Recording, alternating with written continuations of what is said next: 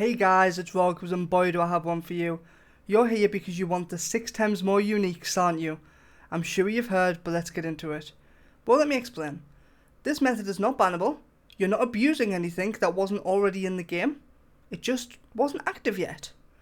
There's been hours of work gone into this, so drop a subscribe and stick around to the end to hear the new route.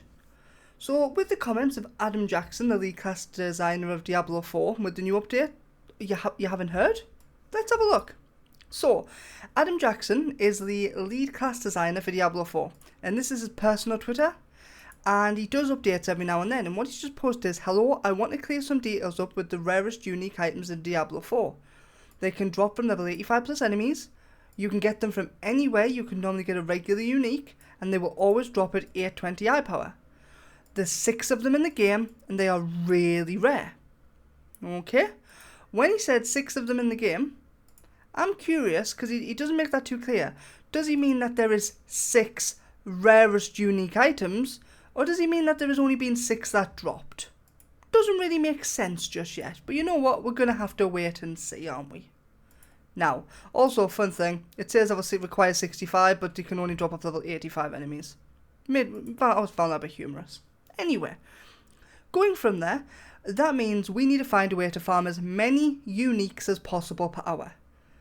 And it's actually really intriguing, because I was going to release an update today about the best unique farming method at up to potentially 10 uniques an hour. And no, it's not abusing the capstone dungeon that everybody seems to know about. And if we check my inventory, it's done me pretty well, farming a pretty nice amount of elite uniques, as we can see right there. So, what's the method we're going to be using? Well, you need a little bit of a backstory. About 2 weeks ago, the game released. Now, oh geez, no, three and a half weeks the game released ago. And when it released, loot goblins were all over the place in the PvP zones. I mean, 2 to 3 every lap you could kill. Say upwards of 3 goblins in 5 to 6 minutes. And because of it, they nerfed the amount of goblins that were spawning all over the world. Probably is needed to. Now, I'm sure we would all agree that even in Torment Torment difficulty, goblins got nerfed pretty hard, dropping maybe only 1 to 2 legendaries a goblin. And uniques, well, they're just non-existent, aren't they?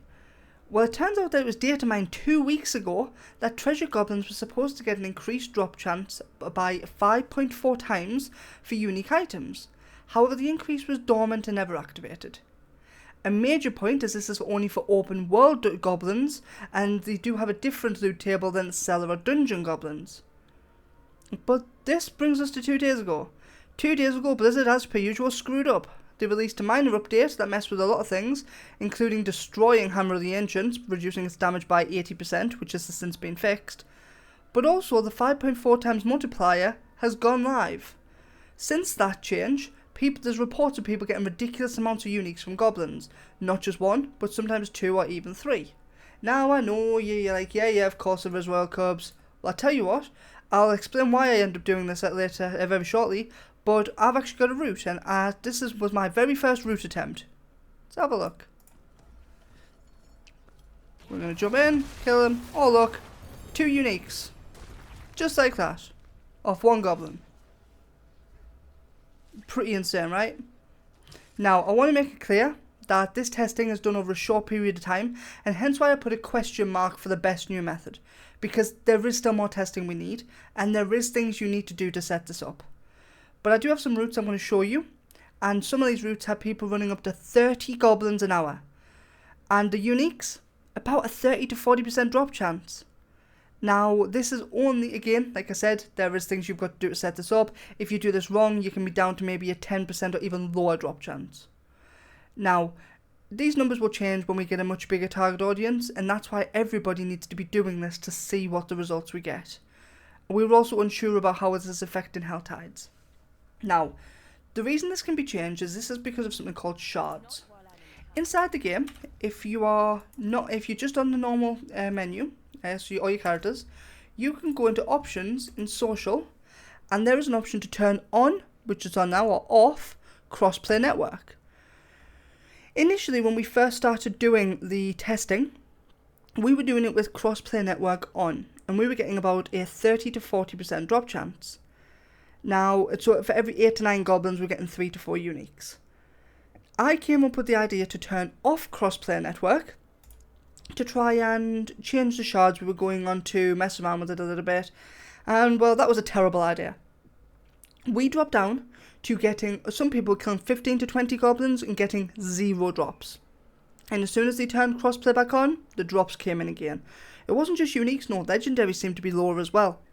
The game seems to punish you, or maybe it just hasn't updated the servers, we're not 100% sure why, for if you're on cross-play network play off. So you want to make sure you are playing with it on. Now, this also can be affected by the shard you're on. Now, a shard, or a server instance zone, is where you can have a fixed amount of people on a location. Take Kivishad for example. You can have 12 people on that location at a time. But if there's 12 and you try to teleport in, it doesn't kick you out, does it? No, it moves you to a Kivishad with another set of gap for 12 people, and it fills up with players. And for some reason, some of the shards it seems to active and some it doesn't. So, my answer to that is if you go onto a shard and you kill 5 goblins and you're not dropping any uniques, or more importantly, you're not dropping any items at all, like the legendaries, you may be only dropping 1 legendary every 3 goblins, log out for 30 seconds and log back in, and it should change the shard, and that hopefully will turn it round. But again, make sure a cross-player network is on. Now, what we're going to do, as far as spawn locations, we're going to get into that very shortly, because everybody thinks goblins are random, and they're really not. So, goblins have a fixed spawn location, however, only a few will be up at a map at any time. And this is region-wide, not zone-wide, so I'll show you what I mean by that. And this, but however, because of this, it does mean, like, unlike the Obel farms, the more people that are doing this, the higher chance one will spawn near you. It's also worth saying that this is only being data mined on Torment difficulty, not Nightmare or lower. Now, when I say it's region-wide, it means there can only be a certain amount of goblins up in fractured peaks, okay? Not just inside of, say, Gale Valley. So, Gale Valley might spawn one, when you kill it, another one will instantly spawn, but it might spawn over in Seat of the Heavens. Okay, and I actually think it could be more of subsection linked, but we're still working on that to find out more details. Now, the viewers have had sent in locations, we've comprised some maps to follow along with for spawn locations, and there is a lot of information being sent in, but I'm only going to release ones that I've tested and confirmed to spawn. I haven't put the rest onto maps yet, we've still got a lot of work to do, but I wanted to make sure people can get in and start testing this immediately.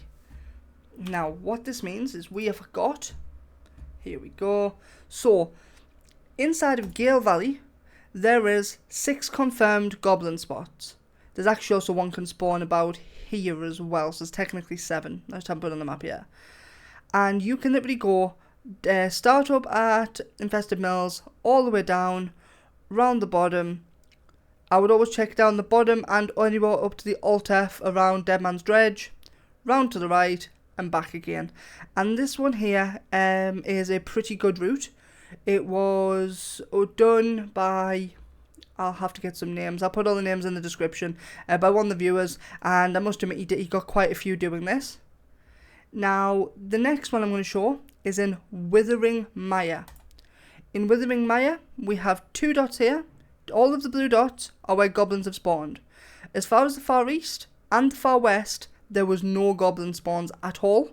So for this one here, you probably is going to want to just run down. We do need some more testing to the south, because I think there could be a couple more to the south, but it'll be a case of running down the side, along, and back up, and doing that in a loop. Okay, this next one for North Shore, all of them spawn in one straight line, so you can just run backwards and forwards and backwards and forwards. I personally didn't manage to get any to spawn here, but the guys that did sent me a video, and they were getting them about 1 every 2 minutes, so about 15 goblins in half an hour, which was pretty impressive, I must admit. And again, this is in North Shore, which is at the north part of the map, just underneath the Sunken Temple. The final one I'm going to go through is in the Strand in Scoresglen.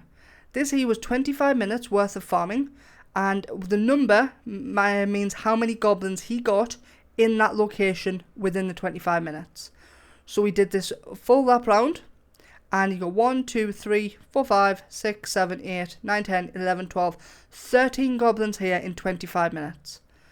Now, if we work that out at, say, what, 28, 29, 30 roughly goblins an hour, and we have a 30 30% drop chance. We'll say 30. That means you're going to be looking at, say, between 9 and 11 uniques per hour. It's absolutely insane.